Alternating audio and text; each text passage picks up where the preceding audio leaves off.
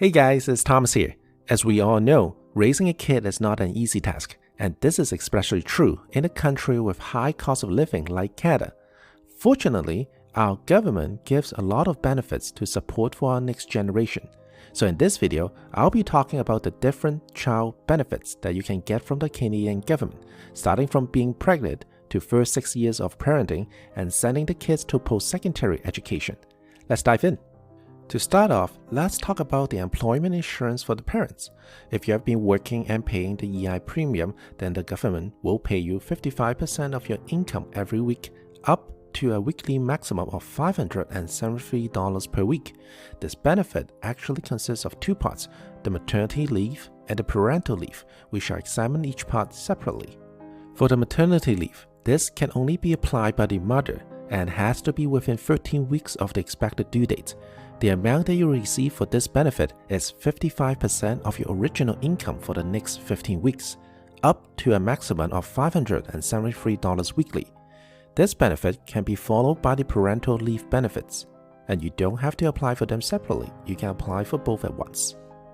This is where things get interesting, because you have a choice to apply for the standard or the extended parental leave. For the standard benefits, parents can receive the payments for up to 40 weeks.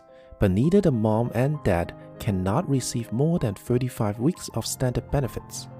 For example, let's say John and Mary are new parents, and Mary applied for both the maternity and the parental benefits. She will first receive 15 weeks of maternity benefit, followed by 35 weeks of parental benefits. The remaining 5 weeks of standard parental benefits would have to be taken by John.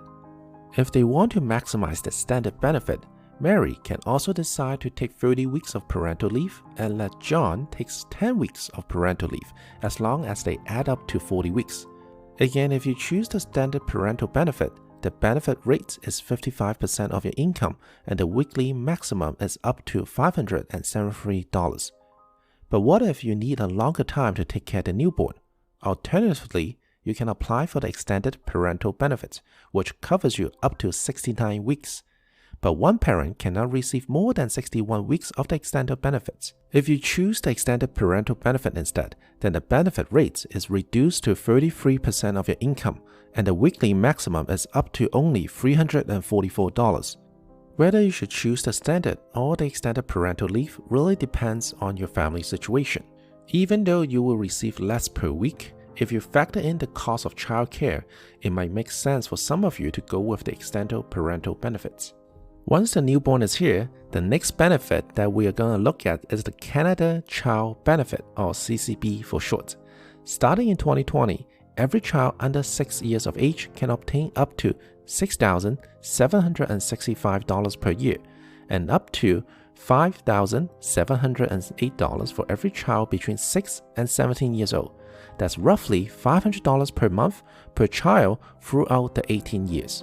This benefit can be applied once the child is born, so you can apply for it together with the birth certificate, and you can apply for this benefit as long as neither the parent is a tax-paying resident of Canada. Each family is going to receive a different amount because this benefit is income dependent, meaning low-income families will get higher payments. Unless your family household income is more than $200,000 this year, then you can get at least a portion of the money. To find out exactly how much you will receive from the CCB, you can use this online calculator from canada.ca. I will attach the link in the description box. What I like about the childcare benefit is that it's completely tax-free, so families don't have to pay taxes on payment received when they file their tax return. Next up, let's talk about the benefit that is related to education. Education is probably one of the most important things for a child. So as you may expect it, there are many benefits that help the children with their education. In Canada, children receive free education from the age of 6 all the way they are 18. But since most of the daycare for children under 6 are not free, except for the in-law daycare or the granny daycare, subsidies are given out to help with childcare.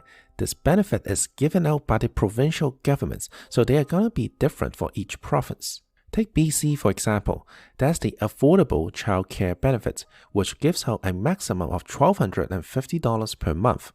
Normally, the younger the child, the higher the subsidy the parents will receive. However, Families in BC with a combined income of over $110,000 do not qualify for these benefits. And for more details, I will put the BC Affordable Childcare Benefit link in the description box as well. Also in Canada, cost of childcare is tax deductible, but it has to be claimed by the parents that has a lower income. Maybe you ask, what if one of the parents isn't working and does not have an income? Unfortunately, in that case, they won't be able to enjoy this benefit because the government will assume the parents that doesn't work will be able to provide care for the child. So what kind of benefits are there for kids that are over 18? Unless the child receives some sort of scholarship, most of the post-secondary institution requires you to pay, and the tuition isn't cheap. This is where the RESP comes into play. Registered Education Savings Plan, short for RESP, is a savings account registered with the Government of Canada.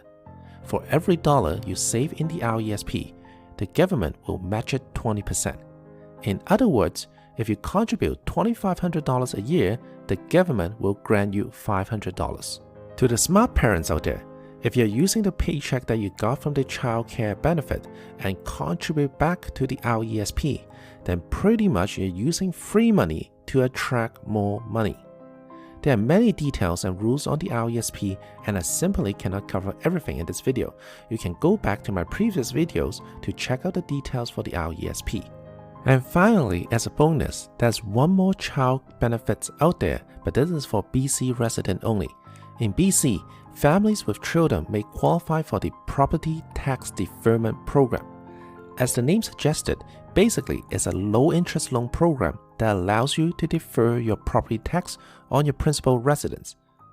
This is a good program to take advantage of for families who are in need of cash flow, as it will allow you to defer paying the property tax until the time of selling the house or when the child is grown up. To find out if you qualify for this program, you can check the link down below. With the interest rate sitting at prime now, it might be an advantage to leverage this low interest rate and invest if the return is higher than this interest rate. For families that are over the age of 55, they can further leverage this as the loan rate will be further reduced to 0.45% at the moment. If this is something that you want to consider, you're more than welcome to contact me to discuss further. I know taking care of the newborn can be overwhelming physically, mentally, and financially. Bottom line is there are many benefits that you can receive from both the provincial and the federal government. I hope you learned something new in this video. If you like the content, smash the like button for me so more people can see this video. As always, if you want to learn how money works and how you can work with money, then I will see you in the next video. Bye guys!